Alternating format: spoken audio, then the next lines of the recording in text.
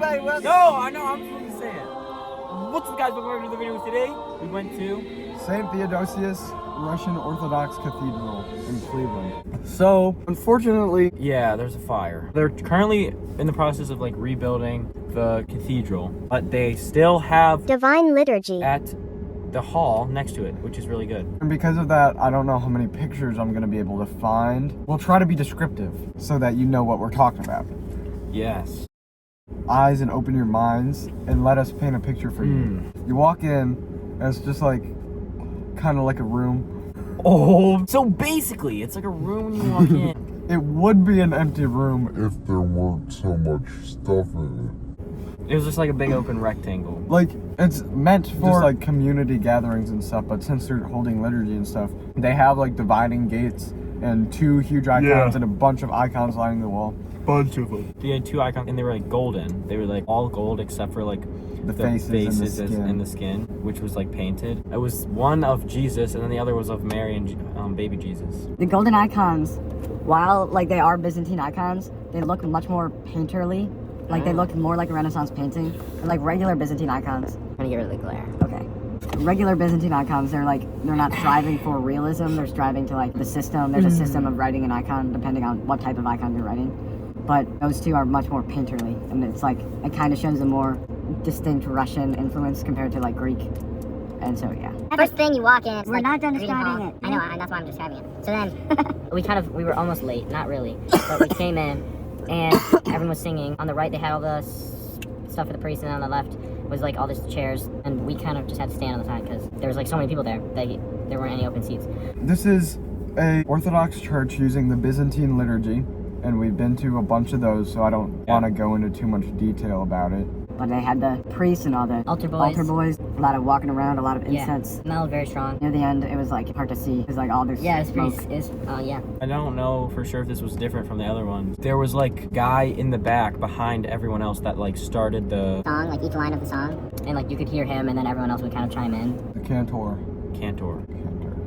this is a Russian Orthodox Church. We've been to a Greek Orthodox Church. In the Eastern Orthodox, like, denomination. The Russian Church in America, they have the Orthodox Diocese of America, or Archdiocese of America. This is a cathedral, so they have a bishop here, but then they talk about the Archbishop of the Midwest, and then they talk about the Archbishop of, like, all America in Washington. I think the most interesting part of this church that was different from all the other churches was that they would do the sign of the cross, and sometimes they would go and like stoop down and touch the floor. Do you know like what? I'm assuming that's just like more reverence. That's like bowing. You do the sign of the cross, touch the ground, and get back up. Yeah. And there were times where you do the sign of the cross, prostrate yourself completely, and stand back up. At the very front, they have an icon stand, and the icon is like a Slavic cross. Over the past few weeks, interesting, all the apostolic churches we've been to have all been celebrating the exaltation of the cross. The Ukrainian one told us next week it's going to be the exaltation of the cross. I go to a Catholic church. They talked about the exaltation of the cross because it was the Feast of the Cross. And this week, for the Orthodox Church, it's a week-long thing, and so it ends this week. The homily was about how the cross can be found like everywhere in your life. It's an eternal thing. It was for everyone that has lived and for everyone that will live. It creates like this solid foundation. He talked about how in the Old Testament you see the cross everywhere, and then it gets fulfilled in the New Testament, and he talks about how the cross is everywhere. Like, it's just omnipresent. Yeah.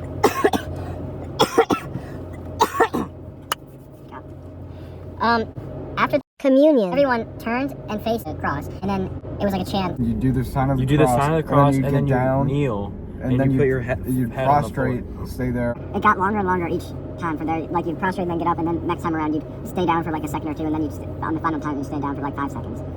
My knees Hurt when I Kneel down because I'd been standing for so long. Mine didn't. My knees felt great. So after we all did that, then Everyone. got lined up, and one by one they would go up to the cross, and they would do the sign of the cross, and they would kiss the cross, and then they would go off to the side. So yeah, I thought that was cool. At the Eastern Orthodox churches, I've noticed they make a big deal about like the country's leaders. Like they acknowledge the president and pray for the president. And pray for guidance for them and for their well-being and for everyone else. They also prayed for what were you gonna say? Historically, like, even before the schism, in the East, the leaders of the empire or country or land they're in, it was always very important. And in the West, they'd look to the Roman bishop before they'd look to their own leader, but they'd still look to their leader, but they'd look beyond their leader.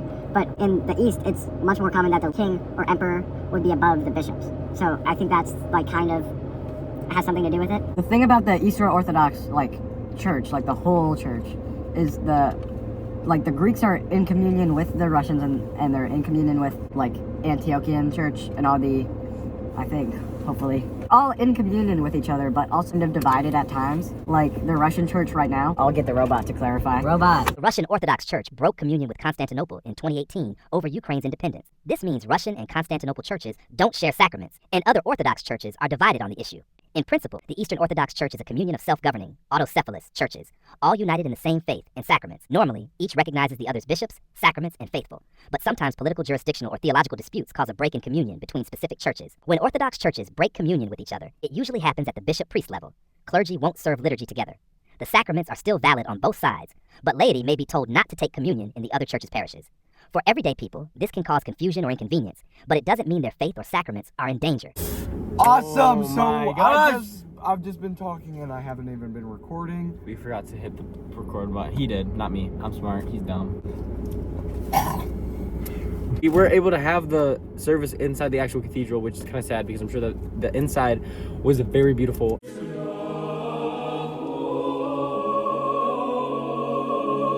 Final thoughts, I guess.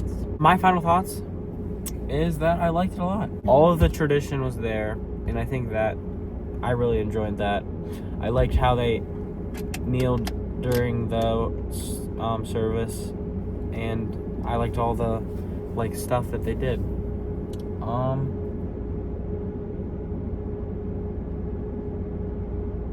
Yeah. And now it's his turn. My final thought is I really love the Byzantine aesthetics of the Eastern churches. The West also has a very beautiful tradition and aesthetics with the masses and stuff. And it's not I like it more than the other. The two traditions, I think they really are just two sides of the same coin. Oh. The Roman church was founded by St. Peter. Byzantine, the Greek church, which is Eastern Orthodoxy really, was founded by St. Andrew, who is brothers with St. Peter. Yeah. So it's this poetic thing. East and West are brothers, and then we're kind of bickering. Dude. I just think it's. Oh. Where are we going next week? We're going to New Hope Reformed Church. Where's that? No idea, but we're gonna be there. We're gonna be there. I hope you guys enjoyed the video, and we'll see ya later.